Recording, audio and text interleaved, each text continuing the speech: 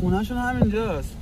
همین نزدیک بود که نه بابا از این به بعد با ماست. گفت این چند روزه دیگه با ما میمونن. کجا با ما خودمون الان باید بریم تو پارک چادر بزنیم. کجایی نداریم. خب دیگه هر جایی که چادر میزنیم اونم باید ببریم. پسرکی دستیار صدا. جلس. شوخی می‌کنی؟ من پسره دستیار صدا. بشین. طوله محمد تو ماشین حسینه. امامزاده کرموشا تو کمرت بزن. سوارشین بریم.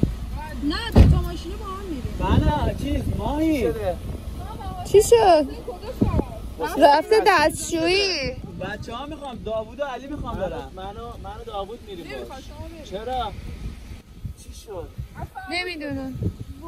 من چی گفتم مگه؟ و اصلا الان اینجامو من چیزی گفتم؟ من اصلا حواسم نبود داشتم این دوتا رو نگاه میکردم. نه واقعا چی شد؟ به خدا من چیزی نگفتم. حتما شاید باید یه چیزی میگفتی. همون چون تو این چند روز چیزی نگفتم احتمالا. نه بابا بچه‌ها چون الان ما در منطقه هستیم که مناطق محروم از جمله سرزمین اشغالگر کسانی که اشغال هستن. ببخشید سرزمین اشغالگر کجا میشه؟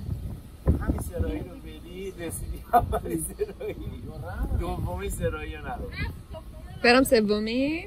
اصلا نباید برید کلن تو اشغاله دیگه. حسین جون کجاست؟ فیلم ثبت میکنه که من چیزی گفتم مریم. آها نمیدونم باید گزارششون نگاه کنیم. برو یه دقیقه نگاه کن. آخه دارم فیلم میگیرم. به خدا من اصلا چی بهش نگفتم. چی شد یهو؟ گفت چرا نمیریم؟ گفتم نمیدونم بذار حسین آروم میره. بعد من گفتم گفت چیکار کنیم؟ این فیلمو یه بار پخش میکنه ببینم چی گفت. هم شما چیزی نشنیدی؟ مطمئنی؟ آره 2-3 روزه کلا ماهواره به من تیکه میندازه. چی میگه؟ بیا بای اینا داره سیو میشه. سیو بشه پخش کنیم. پسر دستیار صدا.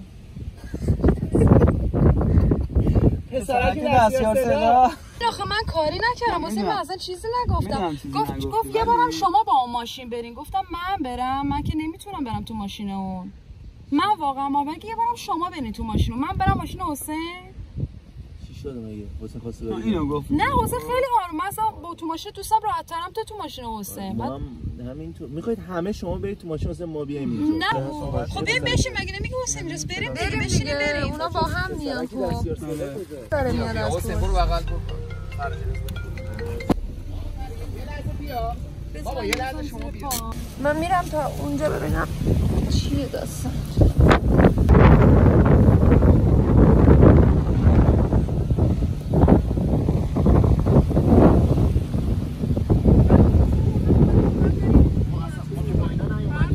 ما که با میلاد اومدیم با اون شاسیه اومدیم. بشین بیا. جان نیست.